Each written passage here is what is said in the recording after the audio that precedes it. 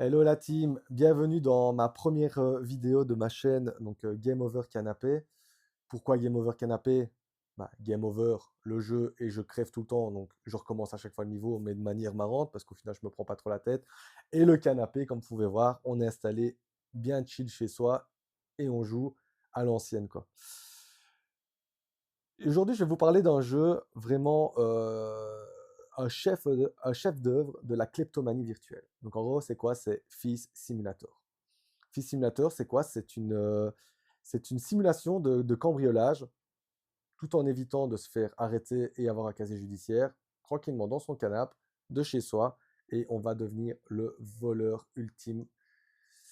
Ça va être vraiment du lourd. Tout ça compilé avec des chutes à la Benny Hill. Donc, je peux vous garantir, c'est un moment de fou rire incroyable. Alors, le concept, c'est quoi? Le concept, c'est observer, planifier et paniquer. Et avoir les mains moites parce qu'on a peur de se faire griller. En gros, c'est un RPG, sauf que là, dans cet RPG, tu dois ni aller tuer des dragons, ni aller sauver des princesses. En gros, tu rentres chez les gens, tu voles des grippins, tout ça pour rembourser la mafia. Tu commences avec rien, on va être en bas de l'échelle, et au fur et à mesure, tu évolues dans ce quartier de Wisteria Lane, version Wish, et tu les dépouilles. Tu les dépouilles, quand je te dis tu les dépouilles, c'est tu vides leur baraque, quoi. Donc le cœur du jeu, c'est quoi? C'est une boucle de gameplay. D'abord, tu fais du repérage, tu regardes les habitudes des gens comme un gros pervers par leur fenêtre. Et au fur et à mesure, tu apprends leur routine. Tu vois comment ils vivent. Tu sais que Madame Michou prend sa douche à 20h. C'est le moment d'aller voler, hein. Allons-y, hein. Ouais, en espérant qu'elle sorte pas à poil de la douche et qu'elle te grille et que tu dois partir en courant. En plus, généralement, c'est des PNJ qui sont pas terribles. Donc ensuite, tu fais aussi de la filtration de nuit. Tu arrives vraiment avec une grosse tension dans le jeu. Les gens sont en train de dormir. Tu vois les petits pieds qui dépassent du lit. Tu te dis, ouais, j'espère que je vais pas me faire griller. Tu commences à crocheter la serrure. Et 9 fois sur 10, tu as plus mal sur la touche. Tu fais pas doucement. Et là, les gens se réveillent et tu as intérêt de te casser parce que tu as les flics qui débarquent. Et ils vont te taser. Et alors, c'est la panique. Cours, chope la TV, prends ce qui coûte le plus cher et casse-toi. Donc, pour tout ce qui est progression dans le jeu. Donc, en gros, tu as un arbre de compétences. Ouais, comme je te dis, ton meilleur ami au début, c'est quoi? C'est un pied de biche, hein. Ton pied de biche et ta lampe de poche que tu retrouves. Et au fur et à mesure que tu évolues dans le jeu, en fait, tu déploies des compétences depuis cet arbre de compétences, comme je viens de dire.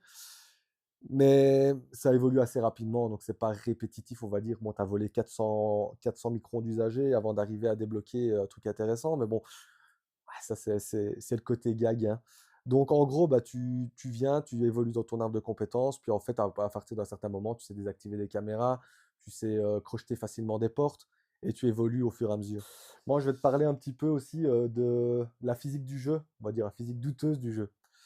Donc en gros, comme j'ai expliqué, cambrioleur, tu as une bagnole, tu débarques, paf, tu sors, tu vas cambrioler chez les gens, tu cherches cette bagnole. Les flics te poursuivent, tu te dis je prends ma bagnole, je me casse. Bon là, je peux te dire que il faudra faire un test parce que j'ai pas encore eu la chance de pouvoir le faire, mais d'après ce que je me suis un peu documenté.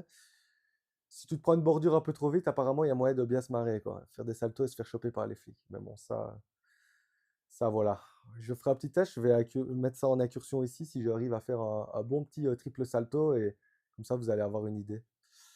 Concernant les PNJ, en fait, ouais, c'est un peu pareil. Il y a des moments, tu vas passer, ils sont en train de dormir, tu vas rentrer dans leur chambre, tu vas leur taxer leur oreiller, façon de parler, hein, c'est juste que ça, tu sais pas voler.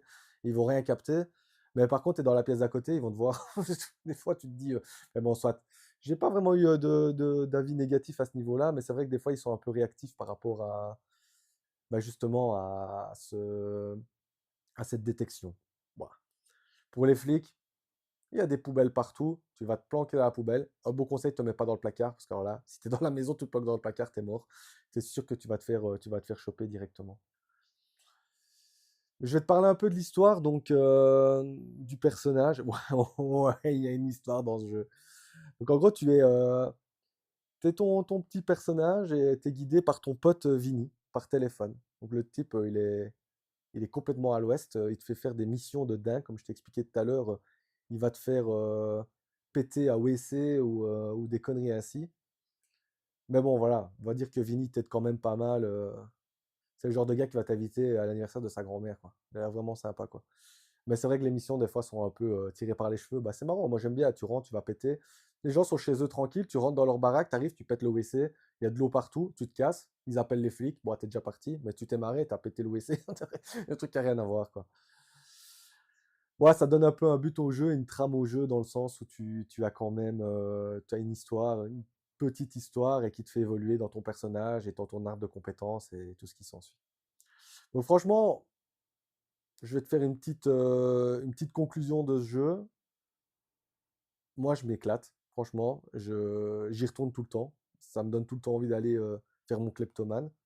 Enfin, comme je t'ai dit en début de vidéo, bah, ça évitera le casier judiciaire et en tout cas, bah, ça permet de bien se marrer. C'est drôle, c'est addictif. Ça, je me répète. Si franchement, je pense que je l'ai trouvé sur G2A, je suis à 5 euros. Tu peux y aller, mais tranquille, tranquille, tranquille. Vas-y, fais-toi plaisir. Tu n'auras pas perdu 5 balles, tu vas passer un bon moment, tu vas bien te marrer. Et en même temps, tu me diras ce que tu en penses. Comme je dis, c'est ma première vidéo. N'hésitez pas à critiquer. Franchement, je pense que voilà, si c'est constructif, je prendrai vraiment bien les remarques. Si c'est du négatif parce que j'ai une tête de cul, bah ouais, bah ça je sais rien y faire, ça restera comme ça. Si vous avez quand même bien apprécié la vidéo, bah n'hésitez pas à mettre un petit like et vous abonner.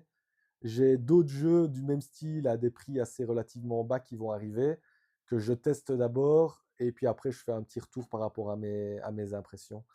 Donc voilà. Et pour votre information, j'ai une chaîne Twitch et je suis aussi sur TikTok. Donc toujours sur le même nom, Game Over Canapé. Je vais pas me lancer dans du stream professionnel, donc ça va être de temps en temps. J'essaie de streamer au minimum une fois par semaine. En tout cas, les jeux, je suis un peu sur toutes les plateformes. On va dire que ça soit du Ark Rider, du Call of Duty Warzone. Là, pour le moment, bah, ce jeu-ci. Je fais aussi des anciens jeux. J'ai fait les anciens Half-Life, Crysis pour ceux qui connaissent. Donc voilà, je suis un peu touche à tout. Et dans le futur proche, il faut que je m'y remette, mais j'aimerais me relancer si vous allez sur mon TikTok, vous allez voir la présentation de ma gaming room. Bah, en fait, de streamer sur base de mes consoles d'origine directement en live pour découvrir des jeux parce que voilà, ma petite histoire, je suis débutant dans le rétro gaming. C'est vrai que j'ai des chouettes trucs. Ouais, je trouve que c'est des chouettes trucs. Mais j'ai encore énormément de choses à découvrir et j'ai de la chance d'avoir des chouettes amis qui m'encouragent et qui me donnent beaucoup d'informations concernant le rétro gaming et ceux-ci se reconnaîtront. David, c'est pour toi. Sur ce, ben, un grand merci et n'hésitez pas à me suivre. Et je sais que ça a été un peu long la fin, mais bon, voilà, c'est toujours sympa de donner une petite explication sur les envies et l'évolution qu'on espère arriver dans le futur. Allez, à la prochaine. Salut!